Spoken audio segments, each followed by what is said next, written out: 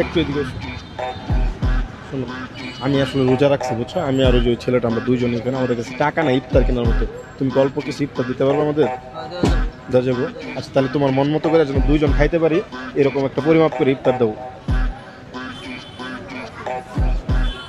দোকানদার কি হয় তোমার? খালু হয়। কিছু বলবে না উনি? ওটা কি দিলা দেখে? ওটা ওই পাশে খিচুড়ি লাগবে না, আমরা এমনি ফ্রিতে নিতেছি, আবার খিচুড়ি দিবা? সমস্যা নাই, নাও বাউইস। আচ্ছা 1 মিনিট আরেকটু নিয়ে আসো তো, ওটা দাও ওনার কাছে।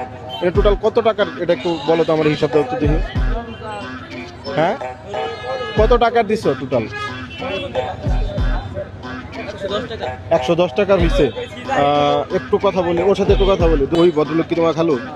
এই যে ভাই, ও যে ফ্রিতে দিল, রাগ করবেন নাকি আবার আমি চলে গেলে? সমস্যা নাই, যেমনটা দেখলেন ও কিন্তু এইগুলো আমার ফ্রিতে দিয়ে দিল, এতগুলো ইফতার 110 টাকার, তাই তো? একটা সত্যি কথা বলি, রাগ করবা? আমি জাস্ট একটা ভিডিও করতেছিলাম, তোমাদের দোকানে কি একটু বিক্রি কম নাকি আজকে? আমি এটা দেখে মূলত আসলাম যে এই দোকানে মানে মোটামুটি সব দোকানে মানুষ হয়, এই দোকানে মানুষ কই বিক্রি করে দিবা? হ্যাঁ, এটা আমার লাগবে না। তুমি যেহেতু আমার ইফতার করাইছো, আমি যে কথা বলতেছি এর জন্য কি কাস্টমার আসতেছে না এরকম, নাকি আগে থেকে একটু কম? আগে থেকে একটু আমার জন্য তার সমস্যা হইতেছে না? না, না। একটা পুরস্কার দিলে নেওয়া যাবে? তো ঈদের কেনাকাটা হয়েছে? না কেনাকাটা হয়নি এখনো?